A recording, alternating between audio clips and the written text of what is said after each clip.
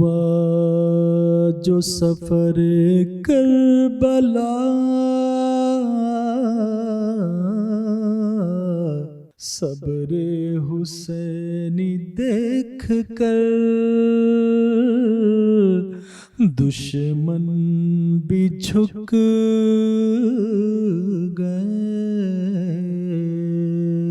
اللہ کے نام سے شروع جو بڑا مہربان نہایت رحم کرنے والا ہے۔ محترم ناظرین اکرام، السلام علیکم ورحمۃ اللہ وبرکاتہ۔ میں ہوں آپ کا میزبان حافظ حامد رضا، اور آپ دیکھ رہے ہیں چینل 5 کی خصوصی نشریات محرم الحرام کی اسپیشل ٹرانسمیشن سفر کربلا۔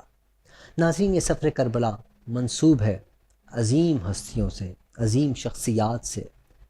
ہمیں کربلا پیغام دیتی ہے، صبر کا پیغام دیتی ہے، استقامت کا پیغام دیتی ہے، اور اس صبر کے پیغام کو ہم آگے بڑھاتے ہیں، استقامت کے پیغام کو ہم آگے بڑھاتے ہیں۔ تو کیوں نہ ہم اپنی اس خصوصی نشریات کا آغاز، بہترین پروگرام کا آغاز، ہمیشہ اللہ ہی کے نام سے اچھے کام کا آغاز ہوا چاہتا ہے ناظرین کرام۔ تو یہ آغاز امام عالی مقام کا جب سر نیزے پر تھا تب بھی قرآن کی تلاوت جاری تھی، لب حسین سے قرآن جاری تھا۔ تو آج ہم اپنے پروگرام کا آغاز تلاوت قرآن مجید سے کرنا چاہیں گے۔ ہمارے معزز مہمان ہمارے درمیان موجود ہیں، میں تعارف کراتا چلوں۔ جو بارگاہ رسالت میں نذران عقیدت پیش کریں گے محترم مقام عالم اسلام کے مشہور معروف سرخواں کامران نقشبندی صاحب ہمارے ساتھ موجود ہیں۔ کامران بھائی السلام علیکم، بہت بہت شکریہ آپ کی تشریف آوری کا۔ اور ناظرین کرام، جو پروگرام کا باقاعدہ آغاز کریں گے اور جن سے ہم گفتگو کریں گے، عالم اسلام کی مشہور معروف شخصیت، بہت اچھے اسکالر، حافظ قرآن، قاری قرآن، عالم دین اور ڈاکٹر جناب جمیل راٹھور صاحب ہمارے ساتھ موجود ہیں۔ آئیے ان سے ملاقات بھی کرتے ہیں اور انشاءاللہ پروگرام کا باقاعدہ آغاز بھی کرتے ہیں۔ ڈاکٹر صاحب السلام علیکم۔ وعلیکم السلام ورحمۃ اللہ وبرکاتہ۔ ڈاکٹر صاحب، امید کرتا ہوں آپ خیریت سے ہوں گے، اور آپ کی موجودگی ہے تو میں چاہوں گا آپ ہی کے انداز میں قرآن مجید کی تلاوت ہو جائے، تو آپ سے معذبانہ گزارش ہے قرآن مجید کی تلاوت میں شامل۔ اعوذ باللہ من الشیطان الرجیم، بسم اللہ الرحمن الرحیم،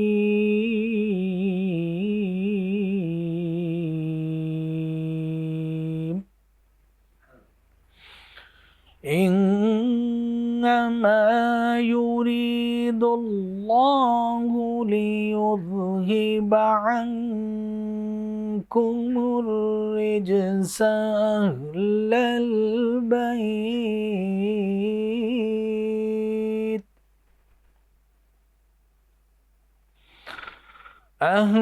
البيت ويطهركم تطهيرا۔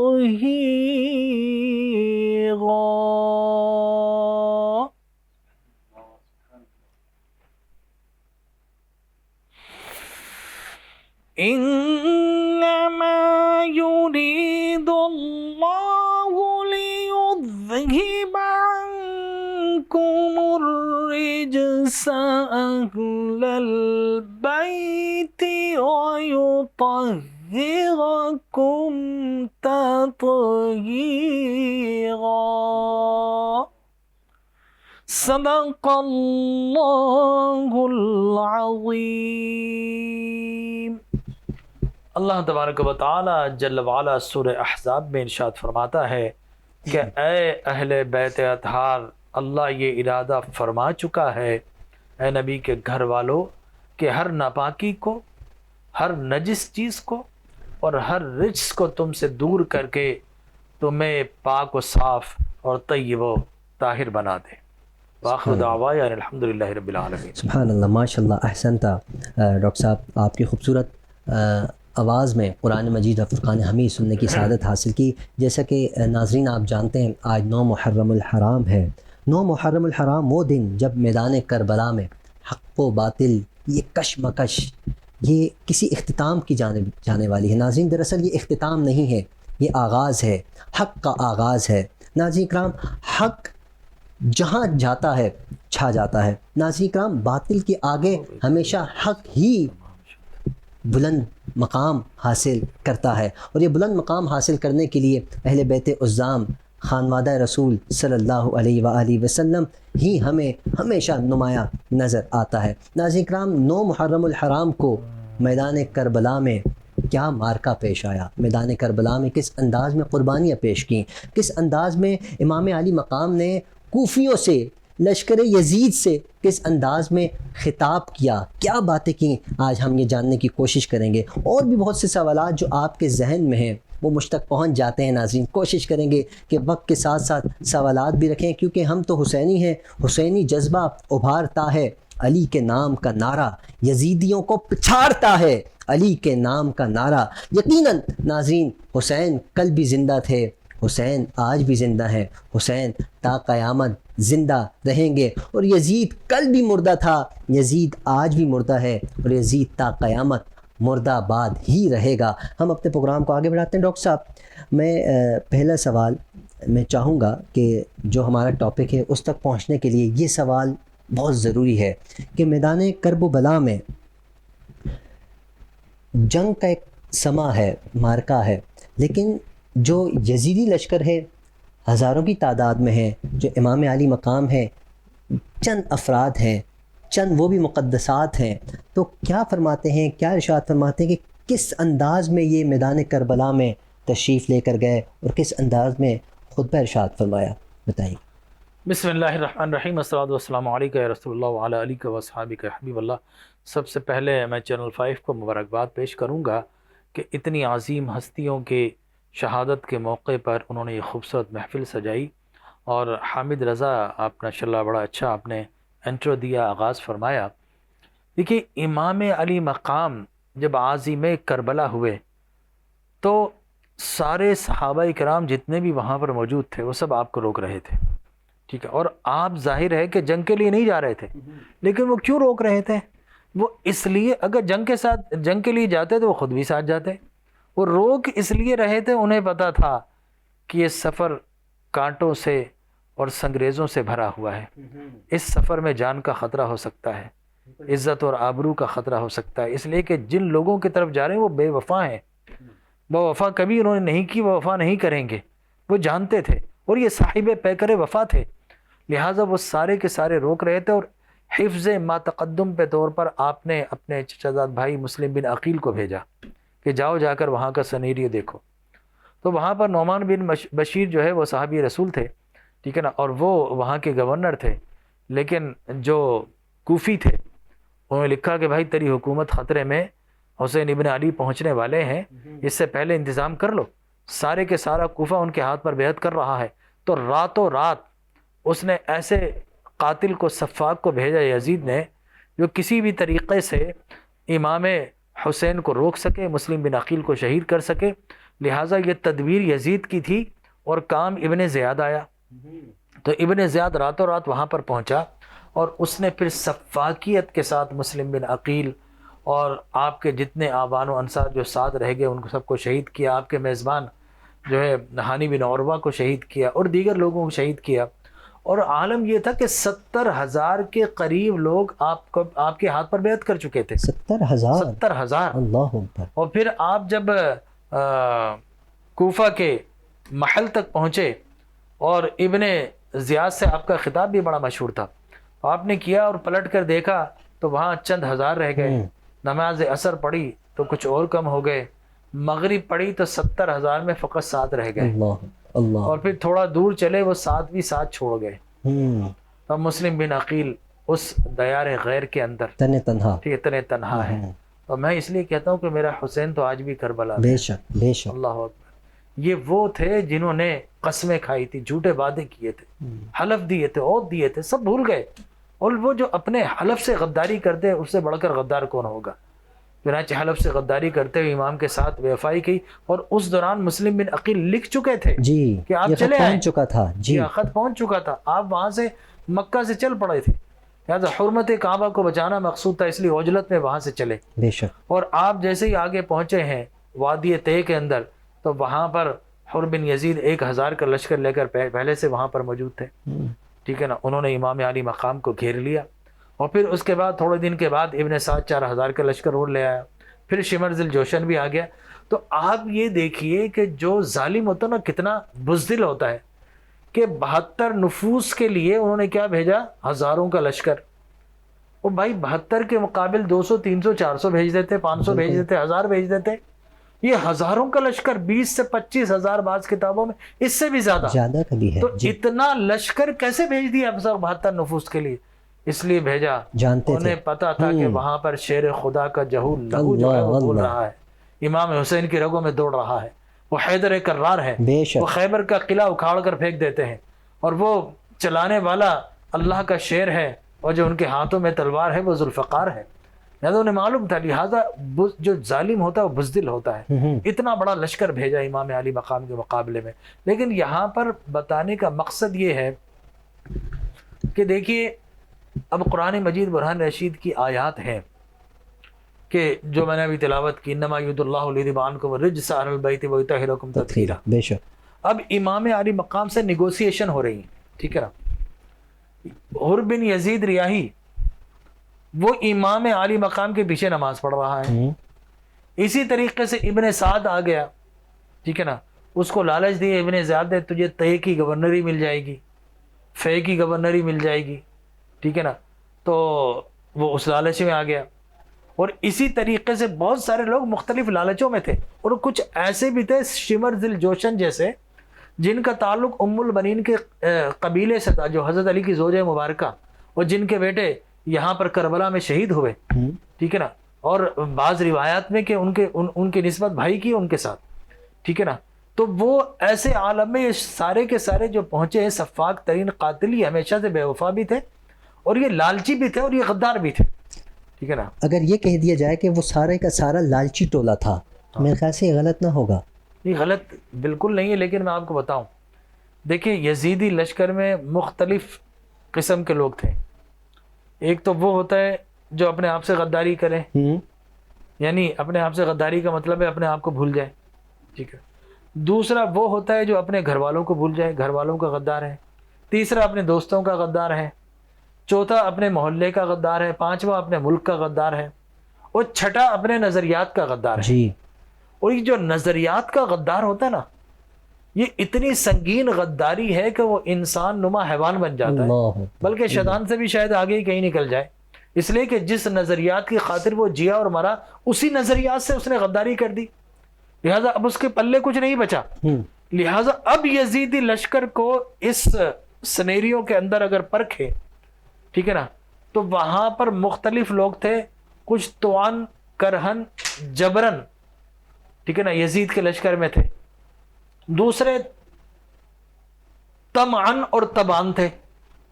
توان کرہن جبرن طبعن اور طمعن, ٹھیک ہے نا, 5 افراد. توان کرہن جبرن وہ تھے یزید کے لشکر تھے, سپاہی تھے. ظاہر سپاہی کو سکھایا جاتا ہے کہ کمانڈر کا آرڈر آیا تم نے کرنا ہے, تمہارا دل چاہے نہ چاہے آرڈر کو اوبے کرنا ہے. لہٰذا وہ توان کرہن جبرن. یہ بھی تو امام علی مقام کا جب آپ کا جو جمل تھا, آپ کا اونٹ تھا, جو جب آپ بڑھتے تھے اسے اس کی طرف, تو وہ سارا کا یزیدی لشکر پیچھے بھاگ جاتا تھا. کیوں؟ اس لیے کسی صفاق کے اندر یہ ہمت نہیں تھی امام علی مقام پر تلوار چلائے, اس لیے کہ نواسہ رسول تھے, جس نبی کا کلمہ پڑھتے ان کا نواسہ ان کے سامنے تھا. لیکن کچھ صفاق لوگ تھے نا جو دور سے تیر چلا رہے تھے. کسی طریقے سے امام علی مقام نیچے گر جائے تو شمر ذی الجوشن جیسا خبیث آدمی جو ہے وہ جا کر جو ہے وہ وار کر دے, ٹھیک ہے نا. تو یہ سارے کا سارا سنیریو تھا. تو وہ توان کرہن اور جبرن تھے یزیدی لشکر کے اندر, اس لیے کہ ڈسپلن کا تقاضا ہے فوج کا کہ کمانڈر جو کہے وہ ماننا ہے. کچھ ایسے تھے کہ جو کہ طمعن وہاں پر طمع بولتے ہیں لالچ کو, ٹھیک ہے نا, جو ہے جو گریڈنس ہوتی ہے, ٹھیک ہے نا. تو وہ لالچ میں کون تھا؟ ابن سعد, کہ تجھے گورنری مل جائے گی وہ اچھے مقام کی. تو وہ طمعن وہاں پر موجود تھا. کچھ ایسے تھے جو طبعاً وہاں پر ان کی طبیعت میں ہی غداری ہوتی ہے, جس طرح شمر ذی الجوشن وغیرہ, ٹھیک ہے نا, وہ غدار تھے وہ طبیعتاً. لہٰذا وہ اپنی طبیعت کے اور اپنی بائی ڈیفالٹ چونکہ غدار تھے وہ, اس لیے وہ وہاں پر پہنچے ہوئے تھے, ٹھیک ہے نا. تو یہ سارے اپنے نظریات سے غداری کر رہے تھے. لیکن عجیب بات ہے کہ یزید اپنے نظریات سے غداری نہیں کر رہا تھا, عین اپنے نظریات کے مطابق کر رہا تھا. یہ بڑی اہم بات بتا رہا ہوں. سب غداری کر رہے تھے, یزید اپنے نظریوں پر چل رہا تھا. اس کا نظریہ یہی تھا, اسلام کا نام لیا جائے, اسلام کو ختم کر دیا جائے, شریعت کی بات کی جائے, شریعت محمدی کو تار تار کر دیا جائے, مسجدوں کو جناب تعمیر کرنے کی بات کی جائے، اندر سے وہ کھوکھلا کر دیا جائے، ٹھیک ہے نا، حرمت مقدسات کی بات کی جائے اور حرمت اور مقدسات کو ختم کر دیا جائے. تو یزید نے دراصل ایک مسلمان کا نقاب پہنا ہوا تھا، اندر سے وہ منافق تھا، عیاش بھی تھا. وہ تو دیکھیں عیاش ہونا ایک انسان کا ایک الگ معاملہ ہے، لیکن میں انسان کی طبیعت کی بات کر رہا ہوں، میں انسان کے نظریے کی بات کر رہا ہوں. وہ منافق تھا نظریے سے مطابق، اس نے کلمہ تو پڑھا تھا لیکن وہ بجد القلبیہ کا نصرانیہ کا بیٹا تھا، اس کی ماں نصرانی تھی، عیسائی تھی، کرسچن تھی. اور جب وہ اپنے کرسچن قبیلے میں جاتا تھا تو وہاں پر اسے شراب نوشی بھی سکھائی گئی، وہاں پر اسے جو ہے وہ مسلمانوں کی نفرت بھی سکھائی گئی اور نہ جانے کیا کچھ سکھایا گیا. لہٰذا اب وہ جب یہاں پر پہنچا تو اس کا نظریہ ہی یہی تھا کہ آل رسول کو اور بنو ہاشم کو یہاں پر قتل کر دیا جائے. اس لیے اس کے اشعار تھے نا جو میں نے پڑھے تھے، لعیبت ہاشم بالملک فلا، کہ بنو ہاشم نے ڈھونگ رچایا. اور پھر اس کا ایک یہ تھا کہ میں اولاد خندف سے نہیں، اگر اولاد احمد سے اپنے بدلہ نہ لوں اپنے اسلاف کا، ٹھیک ہے نا. تو یہ وہ ساری چیزیں تھی. تو یزید اپنے نظریات پہ چل رہا تھا، تو یزید نے اپنے نظریات کے عین مطابق کیا. حکم اس کا تھا پپٹس، یہ ابن زیاد، ابن سعد، شمر ذی الجوشن اور بہت سارے ایسے کردار ہیں. یہ تو صرف اس کے ٹولز تھے، حقیقت میں تو وہاں سے باغ دوڑ اور ڈرائیونگ سیٹ پر تو یزید بیٹھا ہوا تھا. بتائیے ابن زیاد اگر امام علی مقام کو قتل کرتا تو کیا اسے یزید کی طرح سلطنت ملنی تھی؟ نہیں، سلطنت تو یزید کے ہاتھ میں تھی. ابن زیاد تو اس کو پیادہ تھا. شمر ذی الجوشن کو پیسے مل سکتے تھے، یاشی کے لیے سامان مل سکتا تھا، سلطنت تو یزید کی تھی. ابن سعد کو گورنری مل سکتی، سلطنت تو یزید کی تھی. لہٰذا ہر دور کا یزید چھپ جاتا ہے اور اپنے پیادے آگے کر دیتا ہے، چھوڑ دیتا ہے. یہ ہر دور کے یزید کا یہی معاملہ ہے. اور آپ دیکھیے کہ انسان کا امتحان شروع اس وقت ہوتا ہے جب اللہ اسے مال دے، دولت دے اور طاقت دے. تو وہ انسان بعض ایسے ہوتے ہیں جو مال، دولت اور طاقت ملنے سے ایکسپوز ہو جاتے ہیں. جی لہٰذا وہ امام احمد بن حنبل نے کہا نا، یہ تو ممکن ہے کہ کوئی شراب پیے نشہ نہ آئے، لیکن یہ ممکن نہیں کہ کسی کے پاس طاقت آئے اور نشہ نہ آئے. اگر طاقت آئے اور عجز و انکساری آ جائے تو وہ اللہ کا ولی بن جاتا ہے. سبحان اللہ. وہ عمر بن خطاب بن جاتا ہے، وہ صدیق اکبر بن جاتا ہے، وہ عثمان غنی بن جاتا ہے، وہ حیدر کرار بن جاتا ہے، وہ امام حسن اور حسین بن جاتا ہے. سبحان اللہ. ٹھیک ہے نا. اس لیے میں آپ کو یہاں پر یہ بھی بتاتا چلوں، اور ہر دور کی یہ مثال ہے، آج کے دور کی بھی اس دور کی بھی. دیکھیے دو قسم کے لوگ ہوتے ہیں، ایک کم ظرف ہوتا ہے، ایک اعلیٰ ظرف ہوتا ہے. پہچان کیا ہے؟ اعلیٰ ظرف کو جب طاقت ملتی ہے نا، طاقت، تو جو ظرف والا ہو تو اس کا سر عجز و انکسار سے جھک جاتا ہے. اعلیٰ ظرف کی یہ پہچان ہے.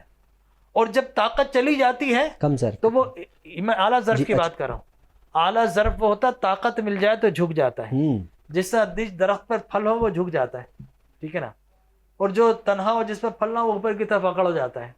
تو جو اعلیٰ ظرف ہوتا ہے طاقت آتی ہے جھک جاتا ہے، اور اگر طاقت چلی جاتی ہے تو پھر وہ استقامت کا پیکر بن جاتا ہے، ٹھیک ہے. اور کم ظرف جو ہوتا ہے، طاقت آ جائے تو آپ کے گریبان پہ ہاتھ ڈالے گا، اور طاقت چلی جائے تو آپ کے پیروں میں پڑ جائے گا. بالکل ایسا ہی ہے. تو یزید کم ظرف تھا، طاقت آتے ہی گریبان پر ہاتھ ڈال دیا. امام علی مقام اعلیٰ ظرف تھے، طاقت کے سامنے پے کرے کوہ استقامت بن گئے، پے کرے عظمت و عظیمت بن گئے، اور قیامت تک کے لیے عظیمت اور فضیلت، عظیمت اور استقامت والوں کو ایسا روشن مینارہ دیکھ گئے کہ لوگوں جب بھی اسلام کو اگر تمہاری ضرورت پڑے تو پھر پا پیادہ بھی ہو تو چل نکلنا، راستے کے کانٹے بھی اپنا خراج وصول کریں گے، پیراہن بھی تار تار کریں گے، اور زخمی تیر چلائیں گے، اور چمن زہرا کے جنتی پھولوں کو وہاں پر مسلا جائے گا، کچلا جائے گا. ایسے عالم میں رسول اللہ نے لوریاں دی، بی بی فاطمہ نے لوریاں دی، مقدس خون، مقدس اپنا دودھ پلا کر آپ کو صبر کا دودھ پلایا، آپ کو شکر کی گھٹی دی گئی. لہٰذا آپ ایسے عالم میں بھی پیکر استقامت بن گئے اور قیامت تک کے لیے مینارہ نور روشن کر گئے. سبحان اللہ، سبحان اللہ. ڈاکٹر صاحب کیا خوبصورت انداز ہے، کیا خوبصورت باتیں ہیں. یہ موقع ایسا ہوتا ہے ڈاکٹر صاحب کہ آپ کے الفاظ آپ کا ساتھ نہیں دیتے، لیکن کچھ سوالات ایسے ہوتے ہیں جس معاشرے میں آپ اور ہم جی رہے ہیں، وہاں سوالات بہت زیادہ اٹھتے ہیں، لیکن ان کو جواب دینا بھی ہمارا رائٹ ہے، ہمارا حق بنتا ہے کہ ہم ان تک جواب پہنچائیں اس پلیٹ فارم کے ذریعے. ڈاکٹر صاحب ایک سوال آج کل سوشل میڈیا پر بہت زیادہ عام ہے کہ صحابہ کرام موجود تھے، کچھ تو تھے، چلیں سارے نہیں تھے، چند جو صحابہ کرام تھے وہ بعد میں بھی جا سکتے تھے، خبر تو پہنچ چکی تھی سب کو، اور سب جانتے تھے کہ خطرناک منزل ہے، خطرناک جگہ ہے، ساتھ جا سکتے تھے، نہ جانے کی کوئی وجہ ہے۔ میں چاہوں گا اس پلیٹ فارم کے ذریعے ان سب ناقدین کے جو جوابات جو چاہتے ہیں، میں چاہوں گا کوئی جواب ارشاد فرما دیجیے اس حوالے سے۔ صحابہ کرام نے جو محبت رسول، عشق رسول اور عظمت رسول اور کی وہ داستان رقم کی ہے، کائنات میں کوئی دوسرا رقم کر ہی نہیں سکتا، بے شک۔ ٹھیک ہے نا۔ ان میں سے یہ تو وہ نفوس قدسیہ ہیں، 313 بھی ہوں تو 1000 کے سامنے کھڑے ہو جاتے ہیں، اپنا جان مال تن دھن سب قربان کر بے دیتے ہیں۔ شک۔ جب روح سخن مصطفیٰ بدر کے میدان میں ہوا نا، تو ایک صحابی کھڑے ہوئے تو مقداد کھڑی، یا رسول اللہ صلی اللہ آپ کے دائیں لڑیں گے، بائیں ہائے لڑیں گے، ہائے ہائے۔ آگے لڑیں گے، پیچھے لڑیں گے، یا رسول اللہ ہم اس طرح نہیں کریں گے جس طرح قوم موسیٰ نے موسیٰ سے کہا موسیٰ تم لڑو تمہارا خدا لڑے۔ ایک صحابی کھڑے ہو گئے، یا رسول اللہ یہ تو 1000 کے قریب، آپ حکم دیں ہم کسرا سے جنگ چھیڑ دیں گے۔ اللہ اکبر، اللہ۔ تو یہ تو وہ صحابہ تھے جنہوں نے کبھی پرواہی نہیں کی، لہٰذا چہ جائے کہ رسول اللہ کے نواسے کا ساتھ نہ دیتے۔ لہذا سوال یہ پیدا ہوتی کہ رسول اللہ جب بدر میں تشریف لے گئے تو اس قافلے کو روکنا مقصود تھا، بعد میں وہ بیٹل فیلڈ بن گیا، ٹھیک ہے نا، بعد میں جو ہے میدان جنگ بن گیا۔ تو آپ مجھے بتائیے میدان جنگ میں کون سا صحابی رسول تھا جو پیچھے ہٹا ہو؟ کوئی نہیں۔ ٹھیک ہے نا، کوئی نہیں ہٹا۔ لہٰذا یہاں پر بھی اگر امام علی مقام، سب سے بڑا کوشچن یہ ریز ہوتا ہے کہ امام علی مقام وہاں جنگ کرنے ہرگز نہیں گئے تھے۔ اگر جنگ کرنے گئے تو لائیے دکھائیے ہمیں کہیں، اور جنگ کرنے کے لیے 6 ماہ کے بچے کو ساتھ نہیں لے جاتے، جی، جنگ کرنے کے لیے خواتین کو ساتھ نہیں لے جاتے۔ اور صحابہ کرام کی تعداد کتنی تھی مکہ اور مدینہ میں، انگلیوں پہ گنے جا سکتے تھے۔ حضرت ابو سعید خدری رضی اللہ تعالیٰ عنہ نابینا ہو چکے تھے۔ حضرت ابو ہریرہ دعا مانگتے تھے کہ اللہ مجھے جو فتنے ہیں رأس الستین، کہ جو کہ 60 صدی ہجری کے فتنے، رسول اللہ نے فرمایا تھا کہ تم پناہ مانگو 60 ہجری کے فتنوں سے۔ اور کچھ روایت ایسی ہے جس میں آپ نے مروان اور یزید کا نام بھی لیا کہ لوڈوں کی حکومت آ جائے گی۔ تو حضرت ابو ہریرہ دعا مانگتے ہیں اللہم انی اعوذ بک من رأس الستین، ٹھیک ہے نا، یا اے اللہ مجھے 60 ہجری کے فتنوں سے بچا۔ تو این 60 ہجری سے پہلے آپ کا انتقال ہو گیا تھا، ٹھیک ہے نا۔ تو مکہ اور مدینہ میں ملا کر کل 5 اور 6 جید صحابہ کرام موجود تھے، تابعین بھی ڈسپرس ہو گئے تھے۔ رسول اللہ کے بعد تو پھر ایک نہ ختم ہونے والا غزوات، جنگوں کا سلسلہ شروع ہوا۔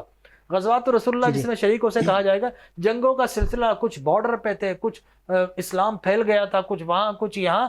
مکہ اور مدینہ میں تو گنتی کے لوگ موجود تھے۔ اور دیکھیں یہ آج کا کمیونیکیشن نہیں کہ آپ نے یہاں پر جناب وہ ٹویٹ کیا اور ایک لمحے کے لیے پہنچ گیا۔ وہاں پر تو راستے میں کوئی قبیلہ ملتا تھا، پوچھا جاتا تھا بھائی ادھر کی کیا کیفیت ہے۔ جس طرح فرزدق ایک شاعر تھا، وہ ملا تو اس نے کہا کہ خدا کی قسم میں نے دیکھا ہے کہ کوفیوں کی تلواریں یزید کے ساتھ ہیں، دل آپ کے ساتھ ہے۔ تو وہاں پر تو تلوار کی ضرورت، تلواریں یزید کے ساتھ چلی گئی تھی، بالکل۔ لہٰذا وہاں پر اتنی تیزی سے خبریں نہیں پھیلتی تھی۔ اور سارے صحابہ، ابن عمر ہو، ابن عباس ہو، محمد بن حنفیہ ہو، عبداللہ ابن جعفر ہو، سب روکتے رہے۔ بلکہ عبداللہ ابن جعفر نے آپ کو روکنے کے لیے اونو محمد کو آپ کو بعد میں بھیجا کہ روکی جا کے امام علی مقام کو اس مقام پر نہ جائے، لیکن وہ آپ اپنی شہادت گاہ پر پہنچ چکے تھے، بالکل ایسے عالم میں۔ لہٰذا اللہ کو یہی مقصود و مطلوب تھا، واپس پلٹنے کی کوشش کی۔ اور میں یہاں پر ایک چیز اور بتا دوں، فارمولہ دیکھیے، ہمارا عالم کیا، ہم چھوٹی چھوٹی باتوں پر لڑتے ہیں۔ جب کوئی اصولی اور پرنسپل کی بات آ جائے تو ہم گھر بھاگ جاتے ہیں، دوڑ جاتے ہیں۔ امام علی مقام نے جو لیسن ہمیں دیا، سبق دیا ہے کہ آپ نے جب حر بن یزید سے اور ابن سعد سے جب آپ کا مکالمہ اور گفتگو ہوتی رہا، آپ نے کہا ٹھیک ہے ایسا کرتا ہوں میں واپس چلا جاتا ہوں۔ انہوں نے کہا نو، بیعت کرو۔ امام علی مقام نے کہا نہیں، بیعت تو نہیں ہوگی۔ اچھا دوسرا آپشن، میں جو سپاہی لڑ رہے ہیں سرحدوں پر ادھر چلا جاتا ہوں۔ انہوں نے کہا نہیں جناب یہ بھی نہیں ہو سکتا۔ آپ نے تیسرا آپشن دیا، ایسا کرتا ہوں کہ میں یزید کے پاس جاتا ہوں، مکالمہ کرتا ہوں اس سے، اگر یزید کے پاس لے جانا ادھر چلتا ہوں۔ تو سارے آپشن دیے، لیکن انہوں نے کہا کہ نہیں، آپ کو ہر حالت میں یزید کے ہاتھ پر بیعت کرنی ہے۔ یہ پرنسپل تھا، یہ ریڈ لائن تھی امام علی مقام کی۔ تو امام علی مقام نے کہا کہ حسین چھوٹی چھوٹی باتوں پہ درگزر کر دیتا ہے، لیکن جب بڑی بات آ جائے تو ڈٹ جاتا ہے۔ اسلام کی خاطر آپ نے سر اپنا پیش فرما دیا۔ لہٰذا ہوا کیا ہے، فارمولہ کیا ہے؟ دیکھیے incident action plus response is equal to result. Action होता है, उसका रिस्पॉन्स क्या है, उसका रिजल्ट आता है। लिहाजा एक्शन क्या था, हजरत अली एक मुखालिफ के ऊपर हावी आ जाते हैं, उसे तलवार चलाने वाले हैं, ठीक है ना, तो उसने क्या किया, आपके चेहरे की जानिब थूक उछाल दिया। ये उसका एक्शन था कि जाते जाते अमल कर जाऊं। लेकिन रिस्पॉन्स क्या दिया हजरत अली ने, अपनी तलवार को सरेंडर कर लिया। आपने कहा नहीं, अली अल्लाह के दुश्मन को मारता है, तूने थूक दिया है, लिहाजा तू मेरा दुश्मन बन गया। अली अपने दुश्मन को छोड़ देता है, अल्लाह के दुश्मन को छोड़ता नहीं है। रिस्पॉन्स आपने क्या दिया, ये पेशेंस है उनका, ये कंट्रोल है, ये पोजीशन है कि आपने ऐसे आलम में उसको छोड़ दिया। तो जब आपने रिस्पॉन्स, एक्शन क्या था थूकना, रिस्पॉन्स क्या दिया, छोड़ दिया, रिजल्ट क्या निकला, कदमों में गिर के कुर्बान हो गया, कलमा पढ़कर मुसलमान, ये रिजल्ट निकला। लिहाजा यहां पर भी एक्शन क्या था, यजीद तख्त नशीन हो गया।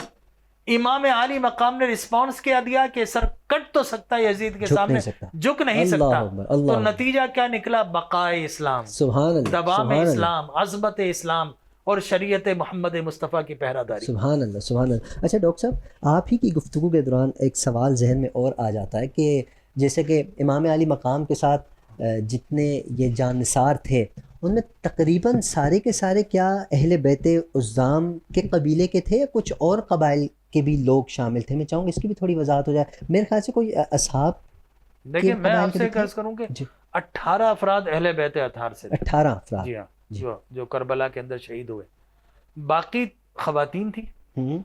और उसी के साथ 6 के करीब असार रसूल हैं, जिनमें हबीब बिन मज़ाहिर रज़ी अल्लाह ताला अन्हु जो कि कमोबेश 80 साल की उम्र में पहुंच चुके हैं। और मज़े की बात है कि बीबी सईदा ज़ैनब ने ये 9 मुहर्रम हराम की इस शब में दोनों खैमों में झांक कर देखा, और उससे पहले इमाम अली मकाम ने उनसे खिताब किया, देखो ये मेरे खून के प्यासे हैं, तुमसे इनको कोई तारुज़ नहीं है, ये मुझे झुकाना चाहते हैं, मैं झुक गया तो दीन झुक जाएगा।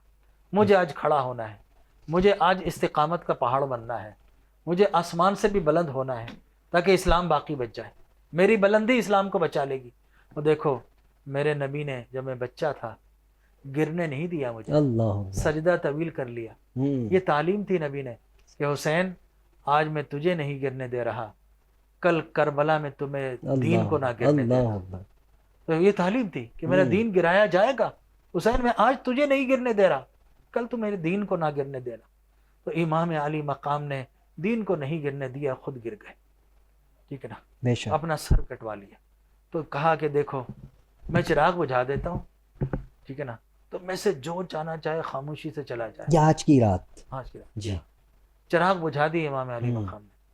लेकिन जब चिराग दोबारा थोड़ी देर के बाद जलाए गए, जितने अफराद पहले थे अब भी उतने ही मौजूद हैं। वो सारे के सारे देख चुके थे कि साकी हौज़े कौसर का जाम भी उनके सुभान अल्लाह, वो देख चुके थे। लिहाजा उन्होंने कहा कि हुसैन हम वो नहीं हैं जो राह फरार इख्तियार करेंगे, हुसैन हम आपके दाएं और बाएं लड़ेंगे, कट मरेंगे, जो तीर आपकी तरफ आएंगे पहले हमारे तक चलेंगे। इधर इमाम अली मकाम ये खुतबा देकर आप वापस पलटे हैं, और सईदा ज़ैनब ने झांक कर देखा, उधर हबीब बिन मज़ाहिर सहाबाए किराम को जमा करके, ताबाइन को जमा करके कह रहे हैं देखो कल जो तीर चलेंगे, इससे पहले कि अहले बैत अतहार की तरफ जाएं, हम अपने सीनों पर वो झेलेंगे।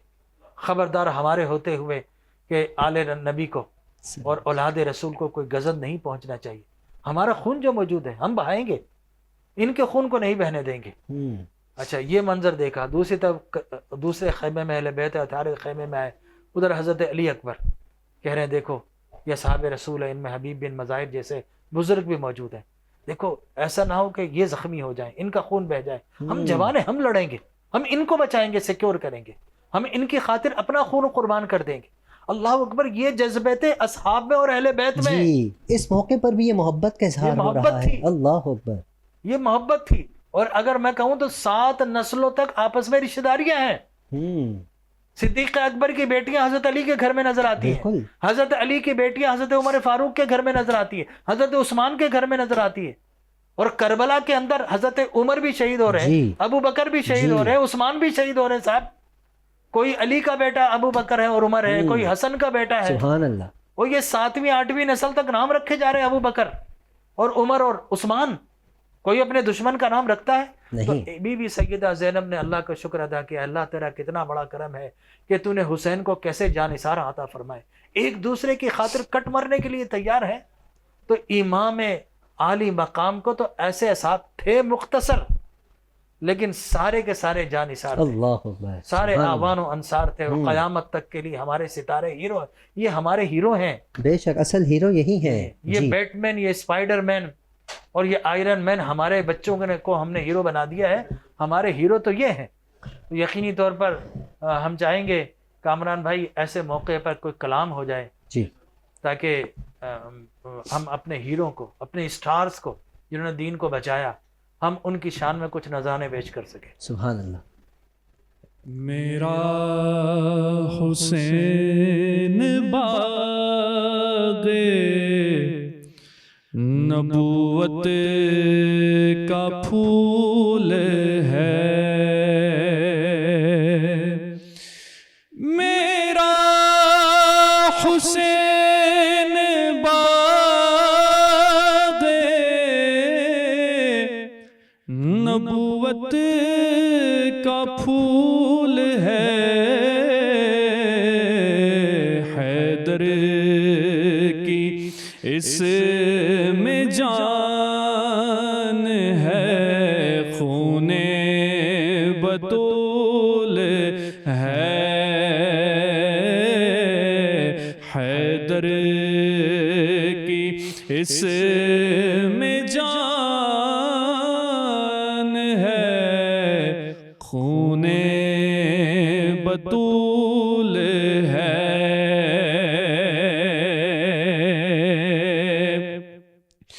گزرا جہاں جہاں سے نواسا حضور کا،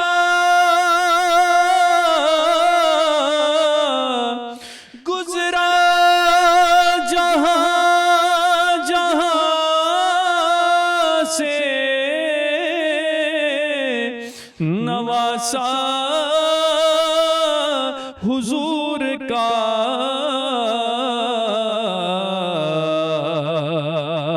اب تک وہاں خدا کے کرم کا نزول ہے، اب تک وہاں خدا کے کرم کا نزول ہے. اور ایسی عظیم ذات ہے مولا حسین کی،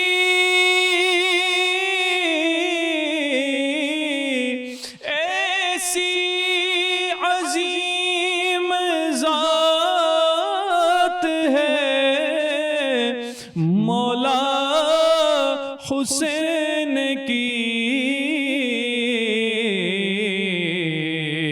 جس کے لیے حضور کے سجدوں میں طول ہے، جس کے لیے حضور کے سجدوں میں طول ہے، اور جس کے لیے یزید نے اتنے ستم کیے، جس کے لیے یزید نے اتنے ستم کیے، وہ تاج تو حسین کے قدموں کی دھول ہے، وہ حسین کے قدموں کی دھول ہے میرا حسین باغ نبوت کا پھول ہے حیدر کی اس میں جان ہے خون بطول ہے۔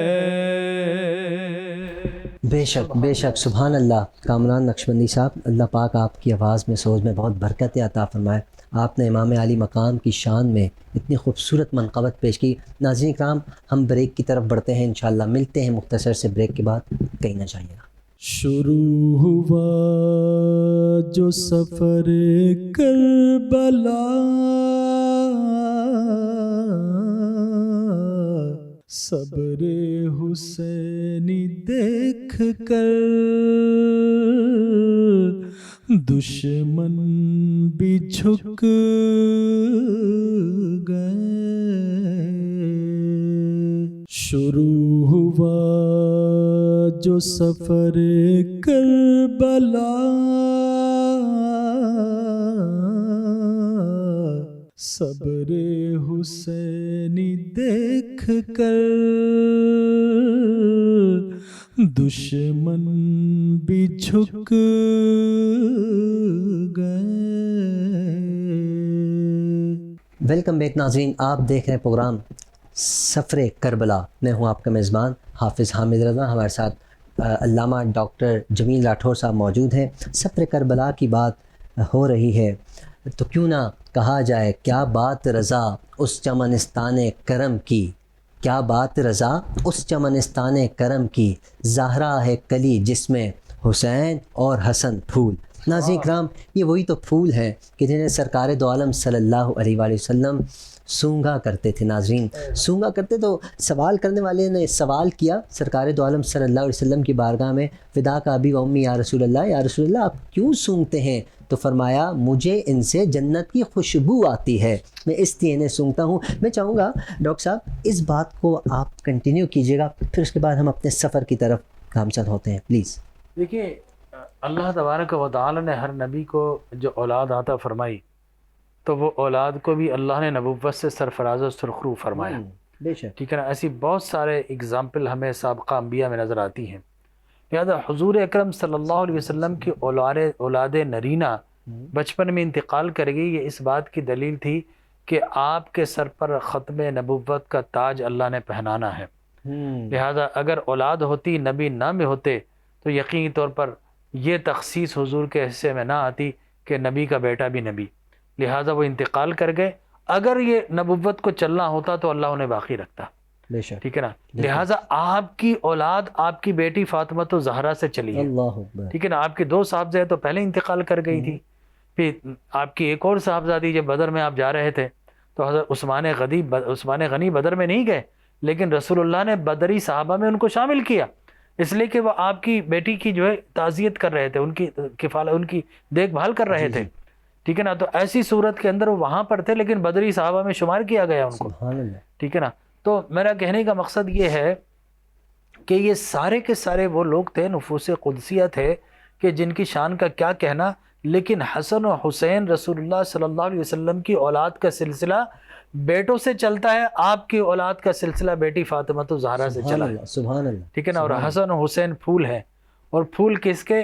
وہ کلی زہرا ہیں، اور حسن اور حسین اس کے پھول ہیں، اور اس کی جڑ، اس کا تنا، وہ شجر کیا ہے؟ شجر نبوت ہے، وہ باغ نبوت ہے، اور باغ نبوت کی سب سے حسین کلی کو زہرا کہا جاتا ہے۔ سبحان اللہ۔ اور وہ جو کلی جب پھولتی ہے، مہکتی ہے، تو پھر حسن اور حسین بن جاتے ہیں۔ سبحان اللہ۔ ٹھیک ہے نا، تو بڑا خوبصورت استعارہ یہ شامل ہے۔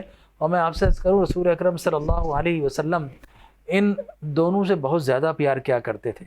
ایک موقع تھا بازار میں، امام حسن آپ کے کاندھے پر سوار ہیں، اور دیکھنے والے نے کہا ہاذا نعم المرکب، کہ دیکھیے سواری کتنی پیاری ہے۔ اب سواری کون تھے؟ رسول اللہ، سوار تھے امام حسن۔ تو دیکھنے والے نے کہا کہ سواری کتنی پیاری ہے۔ حضور نے فرمایا اے دیکھنے والے، تو نے یہ تو دیکھا سواری کتنی پیاری ہے، ہاذا نعم الراکب، اے ہے، یہ سبحان بھی تو اللہ۔ دیکھ کے سوار کتنا پیارا ہے۔ واہ واہ، اللہ سبحان اکبر۔ اللہ۔ تو یہ سبحان ان کا اللہ۔ مقام تھا، یہ ان کی شان تھی۔ حضور اکرم صلی اللہ علیہ وسلم نے جب سجدے کی کیفیت میں گئے جی۔ تو انسان جب سجدے میں جاتا ہے تو عالم یہ ہوتا ہے کہ انسان کی کیفیت بالکل انگوٹھی کی طرح بن جاتی ہے۔ اگر سجدے میں جائیں جی جی۔ تو انگوٹھی کا جو رنگ ہے انسان کم و بیش ویسا ہی گول ہو جاتا ہے، ٹھیک ہے نا۔ تو اس سجدے کے اندر حضور اکرم صلی اللہ علیہ وسلم اپنی شان کے مطابق بالکل ایک رنگ کی مانند ہو گئے، اور اوپر سے امام علی مقام آ کر بیٹھ گئے تو انگوٹھی پہ کیا ہوتا، نگینہ۔ تو منظر کیا بنا کہ اس انگوٹھی کے اندر جو سرکل تھا، ٹھیک ہے نا، اس سرکل نبی پر نگینہ ولایت آ کر بیٹھ گیا، سبحان اللہ، ٹھیک ہے نا۔ سبحان اللہ۔ اور وہ کیسا نگینہ ہوگا کیا بات جو ہے۔ اس سرکل پر آ کر بیٹھا، اس چھلے پر آ کر بیٹھا، اس نشانی پر آ کر بیٹھا۔ رسول مکرم صلی اللہ علیہ وسلم کی کیفیت، اور آپ نے پھر گرنے نہیں دیا۔ کیوں گرنے نہیں دیا؟ اب میں یہاں پر ایک فکری دعوت بھی دیتا ہوں۔ دیکھیے رسول مکرم صلی اللہ علیہ وسلم کی پیٹھ پر جب امام حسین آ کر بیٹھے تو مجھے یہ بتائیے، کیا رسول اللہ کی جو تکرار ہے سبحان ربی الاعلیٰ کی، وہ بڑی یا گھٹی؟ بڑھ گئی نا۔ جی، تو اس کا مطلب ہے عبادت لمبی ہو گئی۔ سبحان اللہ، سبحان تو اللہ، حضور اٹھ نہیں رہے تھے حسین کے لیے اور جھکے تھے خدا کے لیے، سبحان اللہ، سبحان اللہ۔ ٹھیک ہے نا، کہ حسین کہیں نہ گر جائے، جبرائیل آ گئے پیٹھ پر سوارے، نے آپ سجدہ طویل کر دیجئے، ٹھیک ہے نا۔ اب جب حضور کے سجدوں کے اندر امام حسین الٹیمیٹلی امتی ہیں، تو کیا حضور کو امتی کا خیال نہیں آیا؟ بالکل۔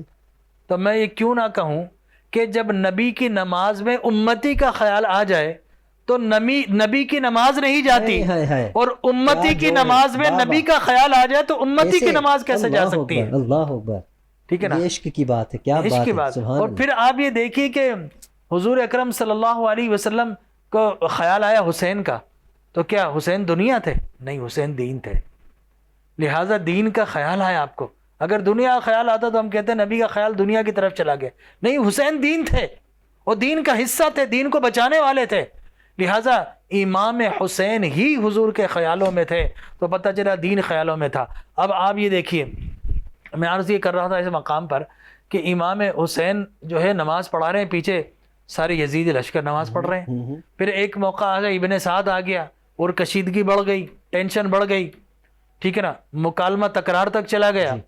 تو ایسے عالم میں نماز وہاں بھی، نماز وہاں پر بھی ہے۔ اب قرآن فصاحت و بلاغت سے آواز آتی ہے کیا یا ایھا الذین آمنوا استعینوا بالصبر والصلاۃ ان اللہ مع الصابرین، بے شک، کہ اے ایمان والو صبر اور نماز سے مدد مانگو، لیکن آخر میں نتیجہ کیا نا، ان اللہ مع الصابرین، اللہ کس کے ساتھ ہے؟ صبر کرنے والوں کے ساتھ۔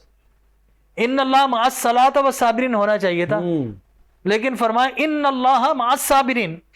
تو معلوم ہوا کہ اللہ تبارک و تعالی ہر نماز پڑھنے والوں کے ساتھ نہیں ہوتا۔ بالکل۔ نماز پڑھنے والا ظالم بھی ہوتا، مظلوم بھی ہوتا ہے، نماز پڑھنے والا جارے بھی ہوتا ہے، صابر بھی ہوتا ہے۔ وہ نمازی جو کہ جارے ہو اللہ اس کے ساتھ نہیں ہوتا، وہ نمازی جو اللہ کی خاطر صبر کر رہا ہو، اللہ تبارک و تعالی فرماتا ہے ان اللہ مع الصابرین، میں یزیدیوں کے ساتھ نہیں ہوں، میں تو صبر کرنے والے حسین کے ساتھ ہوں۔ سبحان اللہ، سبحان اللہ، ٹھیک ہے نا، تو یہاں پر تخصیص کر دی، اور پھر وَلَا تَقُولُوا لِمَنْ يُقْتَلُ فِي سَبِيلِ اللَّهِ اموات کہہ کر یہ پھر ایک قید لگا دی، جو اللہ کی راہ میں قتل کیے گئے ہوں وہ مردہ نہیں ہے، زندہ، بل احیاء ولکن لا تشعرون، انہیں مردہ گمان نہ کرو۔ آگے جا کر ایک اور آیت میں بتایا گیا فی سبیل اللہ کی قید لگائی گئی، لہذا آج اگر کوئی ایک دوسرے کو قتل کر دے، ٹھیک ہے نا، وہ کہے کہ جناب فی سبیل اللہ شہید نہیں سب، وہ تو مقتول ہے۔ اسی طریقے سے ایک ظالم دوسرے ظالم کو قتل کر دے، وہ مقتول ہے، قاتل ہے۔ اسی طریقے ظالم بادشاہ کسی کو قتل کر دے تو وہ قاتل ہے، مرنے والا مقتول ہے۔ لہٰذا وہ مجاہد شہید کہلائے گا جو اللہ کی راہ میں لڑ رہا ہو۔ تو کربلا والے بھی اللہ کی راہ میں لڑ رہے تھے، بدر والے بھی اللہ کی راہ میں لڑ رہے اللہ تھے، اکبر، سبحان اللہ، احد والے بھی اللہ کی راہ میں لڑ رہے تھے، بے شک، طائف حنین والے بھی اللہ کی راہ میں لڑ رہے تھے۔ لہٰذا آج تو ہم اپنی کوئی سلطنت بچانے کے لیے لڑتا ہے، کوئی سلطنت پھیلانے کے لیے لڑتا ہے، لیکن وہ اللہ کے دین کو باقی رکھنے کے لیے کبھی لڑ رہے تھے، کبھی اللہ کے دین کو پھیلانے کے لیے لڑ رہے سبحان تھے۔ اللہ، کیا بات۔ ڈاکٹر صاحب جو آپ نے گفتگو فرمائی شاعر کچھ یوں کہتے ہیں کہ شہید مر نہیں سکتا حسین زندہ ہے، نبی کی آل کا دولہا حسین زندہ ہے، وہ خود ہی مردہ ہے ان کو جو مردہ کہتا ہے، حسین کل بھی زندہ تھا حسین آج بھی زندہ ہے۔ یقیناً حسین آج ہر گھر میں پایا جاتا ہے، یزید کا کوئی نام نہیں رکھتا۔ اور علامہ صاحب جیسا کہ اس معاشرے کے اندر بہت سے لوگ کہیں یہ بات سننے کو مل جاتی ہے کہ یزید تھا تو مسلمان، اس کی بھی مغفرت نعوذ باللہ ہو سکتی ہے، ایسے لوگ سوال کرتے ہیں، بات کرتے ہیں، میں چاہوں گا کچھ وضاحت ہو جائے اس پر بھی۔ دیکھیے میں آپ سے یہاں پر اس مرحلے پر یہ بتانا چاہوں گا، یزید کے فسق میں، یزید کے فجور میں، یزید کے لعنتی ہونے میں کسی کو شک شبہ نہیں ہے، لیکن اس کے کفریہ کلمات کی کوئی متحقق جو ہے دلیل نہیں ہے، اس لیے بعض علماء کرام نے وہاں پر احتیاط ضرور کی ہے، لیکن یزید کے جہنمی ہونے میں، ملعون ہونے میں کسی کو کوئی شک اور کوئی شبہ نہیں ہے، بلکہ قرآن فصاحت و بلاغت تو یہ کہتا فعل عصیتم ان تولیتم ان تفسدوا فی الارض وتقطعوا ارحامکم اولئک الذین لعنهم اللہ فاصمهم واعمی ابصارهم۔ اللہ نے ایسے لوگوں پر لعنت فرمائی کہ یہ وہ لوگ ہیں جن کو طاقت اور اقتدار مل جائے کیا کریں گے؟ اپنے رشتہ داروں کو کاٹ ڈالیں گے۔ یزید امام حسین کا رشتہ دار تھا، لہذا اس نے رشتہ داری کو کاٹ ڈالا۔ اولئک الذین لعنهم اللہ، اللہ فرماتا ہے اللہ ایسے لوگوں پر لعنت فرماتا ہے۔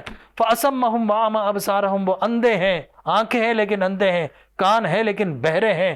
افلا یتدبرون القرآن ام علی قلوب اقفالها، کیا تمہارے دلوں پر تالے پڑ گئے، قرآن نہیں پڑھتے؟ قرآن کہتا ہے سلام علی الیاسین، قرآن تو ان پر سلام پیش کر رہا ہے۔ قل لا اسألکم علیہ اجرا الا المودۃ فی القربى، میں تم سے کچھ نہیں مانگتا، اہل بیت کی مودت مانگتا ہوں۔ تو اللہ ایسے لوگوں کو ملعون قرار دے کر کہتا ہے یہ قرآن پڑھنے والے نہیں، ان کے دلوں پہ قفل پڑ چکے ہیں۔ اور یاد رکھ لیے جن کے دلوں پہ قفل پڑ جائے وہ جنتی کبھی نہیں ہو سکتا، وہ جہنمی ہوتا ہے۔ کیا بات ہے ڈاکٹر صاحب، اللہ پاک آپ کے علم عمل میں برکت عطا فرمائے۔ ہمارے پروگرام کا وقت اختتام کی جانب ہے، انشاءاللہ کل بھی آپ ہمارے ساتھ ہوں گے۔ میں کامران بھائی آپ کا بھی شکریہ ادا کرتا ہوں، آپ ہمارے ساتھ تشریف فرما رہے ہیں۔ ناظرین یقیناً کربلا کا ذکر ہے، امام علی مقام کا ذکر ہے، محبت کی بھی باتیں ہیں، عقیدت کی بھی باتیں ہیں، احترام کی بھی باتیں ہیں، اور یہاں مودت کا لفظ جو استعمال ہوا، محبت اور مودت، میں کوشش کروں گا کل اس پر بھی میں ایک سوال کر سکوں، کیونکہ ہم کل آپ کی خدمت میں دوبارہ حاضر ہوں گے۔ تب تک کے لیے آپ سب سے گزارش ہے اپنا اپنے عیال، اپنے پڑوسی، اپنے رشتہ دار سب کا خیال رکھیے، ہم سب کو اپنی دعاؤں میں یاد رکھیے۔ السلام علیکم ورحمۃ اللہ وبرکاتہ۔ شروع ہوا جو سفر کربلا، صبر حسینی دیکھ کر دشمن بھی جھک